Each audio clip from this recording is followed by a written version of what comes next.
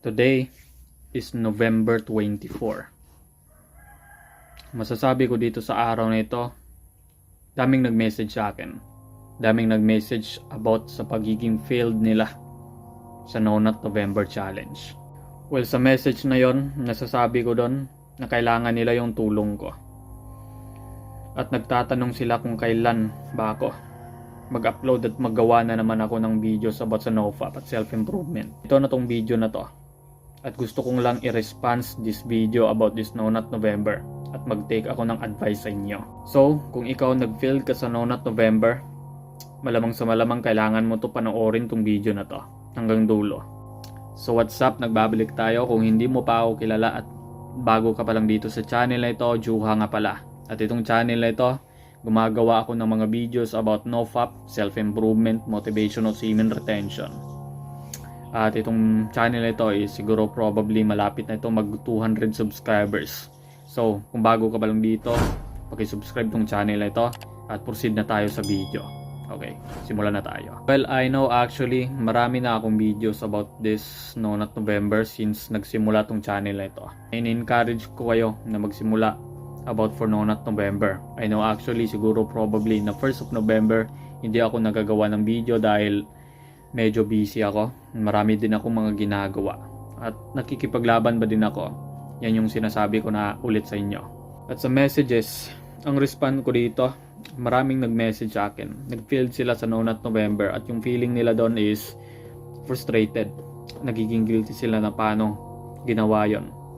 At doon nila nakikita na kailangan nila maging seryoso about this November at nag-failed sila. At hindi sila naka-move on about that failure or relapse about this November month o No Nut November Challenge. So well, ang masasagot ko doon bro, kung ikaw yung tao na yon, kung ikaw yung taong nag-message yon at sa mga nagme-message sa akin, ang masasagot ko lang dito, ang ma-advise ko lang dito is okay lang yan bro.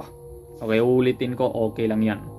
Hindi ka nag-iisa dyan sa relapse mo o sa pagiging fail mo sa No Nut November. So that's why bro, nire-remind ko yun sa sarili mo na hindi ka nag-iisa. Maraming Pilipino nakakaunawa sa'yo bro. Maraming Pilipino nakakaintindi sa'yo at kasama na din ako. I know actually, kung ikaw nag-fail ka man sa No Nut November, nag-relapse ka man this month, ang masasabi ko dito is kalimutan mo na yung challenge na yon. Kalimutan na yung No Nut November at magsimula ka ulit. Kasi ang totoong progress dito bro is nasa sarili mo bro. Hindi No Nut November ang totoong progress dito. Ang totoong progress dito is kailangan desidido ka talaga. Kailangan indecide ka na sa sarili mo na i-quit mo yung habits na nakakasira sa buhay mo. So kailangan ka mag-take ng action pare. Kasi itong habit na ito bro, ilang beses na akong nag-attempt dito para i-quit tong bad habit na ito. Kaso relapse. Dahil hindi ko na gusto itong habit na ito. Dahil itong habit na ito nakakasira ng buhay. Nakakasira ng buhay, nade-depress tayo. At pinapaniwala tayo na lahat ng babae nakikita natin is sexual object lang. At napapalayo tayo sa pamilya natin. Yung sinasabi ko dito bro, totoo to. Dahil I know actually ako yung tipong tao na nakasaksi dito about this addiction na ito. Nakasaksi. Ilang beses ko na to ginawa, siguro probably 7 to 8 years na about this addiction na to. Kasi itong addiction na to bro, walang patutunguhan to bro. Short term pleasure lang ito. Short term pleasure. At ngayon, kusa-kusa pa din akong lumalaban ngayon. Sa sitwasyon ko ngayon, kusa-kusa pa din akong lalaban. Medyo masasabi ko dito na nakaka-strict lang ako ng 2 weeks, nakaka-strict lang ako ng 3 weeks. Ngayon siguro probably in recent, siguro probably this month o siguro last month hindi ako nakaka 1 month streak. You know, actually lumalaban pa din ako. And that's the reason why yan yung masasabi dito. So balik tayo sa topic. I know sa No Nut November kung nag-fail ka man, I know actually hindi mo na dapat alalahanin yon. Dapat bumawi ka na lang sa susunod na November.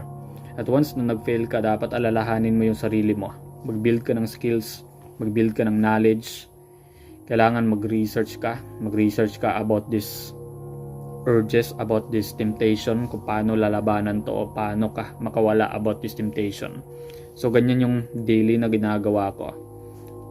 You know, siguro probably you have to make money, kailangan magkapera ka. Kailangan mag-develop ka ng skills para magkapera ka. At mag-pray ka kay God. Okay. Hindi na basihan yung No Nut November doon. Hindi na basihan yung No Nut November. Kailangan mo mag-take at magseryoso ka sa sarili mo. Huwag ka nang mag-antay ng No Nut November sa taon na yon para magbago ka. Para mag-take ka ng action at magseryoso ka sa November. Kailangan you have to start now. Kailangan magsimula ka ulit. Subukan mo ulit. Develop ka. Develop mo yung sarili mo. I-improve mo yung sarili mo. Kailangan mag-research ka about that. Inulit ko naman. So, yan yung masasabi ko dito. So, well, ang huling masasabi ko dito, bro, is lumaban ka. Kung ikaw yung tipo na tao na parehas tayo ng sitwasyon, like probably kung hindi ka gaanong nagkaka-high streak o maka-achieve ng high streak about sa pag-quit ng pornography, masasabi ko dito is lumaban ka. Yan yung sinasabi ko para sa'yo. Yan din yung ginagawa ko everyday. At siguro probably yung mga panahong relapse days pa ako. Yung grabing relapse ko about that. Yung dumating sa point na bumalik na naman ako about that habit. Yung pagsisisi. Yung mga panahon na day of regret. Nagpakatatag ako sa sarili ko at pinipray ko lang sa Panginoon. So, yan na muna sa ngayon. Salamat sa inyo mga bro. Salamat sa panonood. Salamat sa pakikinig sa video na to. Kung nagustuhan mo tong video na to, like, comment, at paki-subscribe na lang dito sa channel ito. Stay safe sa inyo. Peace, man. Bye.